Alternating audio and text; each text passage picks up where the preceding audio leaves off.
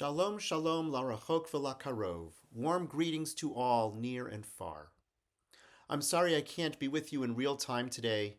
I am on my way to Israel with a mission of over 20 Rabbinical Assembly rabbis as we try to be in solidarity and support with our colleagues and the people living in Israel. I want to begin by noting how challenging this moment is for all of us personally and as a Jewish people. In this week's portion, as Joseph sends his brothers back to the land of Israel to bring their father back to Egypt, Joseph tells his brothers, Al tirgazu badarech. JPS, the Jewish Publication Society, translates this sentence as, don't get angry on the way.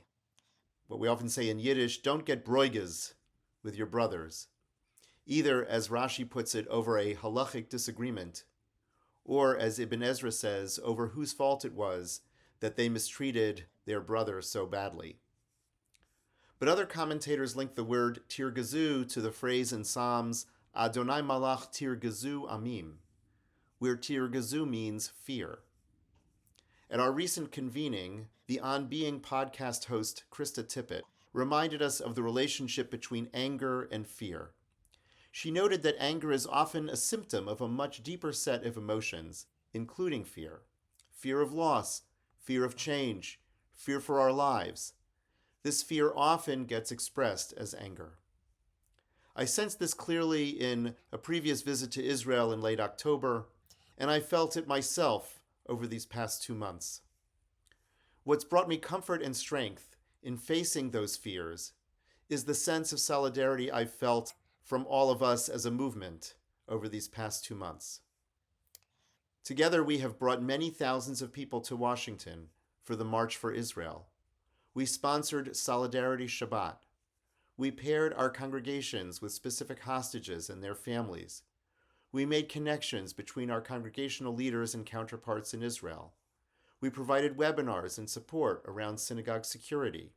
We've brought leaders together online to strengthen connections and offer support to one another. In this moment, I'm proud of how we've stood strongly with Israel and with one another in North America and as a global movement. Many of us have also joined together in Baltimore 2 weeks ago for a very powerful movement-wide convening. This gathering of over 800 movement leaders was a microcosm of our movement's strengths. Just a few highlights. Our young adults and teens added ruach to every meal and tefillah experience and contributed their ideas and enthusiasm to every plenary and session. I came away knowing that a next generation of leaders for our movement is already a part of our community, if we welcome and empower them. Our opening session with On Being podcaster Krista Tippett reminded us that in a world of extremism, our centrist, pluralist, and moderate religious and communal voice is needed now more than ever. She reminded us that diversity and even disagreement are not a weakness. They're a tremendous source of vitality and strength, helping us evolve a Judaism that will survive and thrive for generations. I was inspired to see mixed groups of rabbis, cantors, synagogue professionals, and lay leaders, over 600 of us, studying text and talking about the role of halakha in our movement. With Rabbi Aaron Alexander of Adas Israel in Washington, D.C., we explored the central role that halakha plays for our movement as a way of prioritizing and living our Jewish values. The energy of the convening also reflected the partnership of 3 major sponsors working together: the Rabbinical Assembly, Cantors Assembly, and USCJ. Many other movement organizations sent representatives as well. It made every session, our meals, our study, our leadership learning, our prayer experiences full of music, ruach, and wisdom. This close partnership is also a key to our future success as a movement, and it's being strengthened and grown in other settings besides the convening. Just a few examples. The reach of our joint consumer-oriented website, exploringjudaism.org, is growing exponentially. Over the past year, it's had over 100,000 unique visitors, tens of thousands of visits every month, and now has hundreds of articles reflecting our movement's best Torah on everything from how to light Hanukkah candles to our teaching about the possibility and permissibility of abortion. Please check it out. We've also formed a joint USCJ RA working group to study ways that our movement can better engage intermarrying couples. We've expanded our partnerships to include the Jewish Educators Assembly, whose executive director, Rabbi Robin Funberg, also now serves as USCJ's education specialist full-time.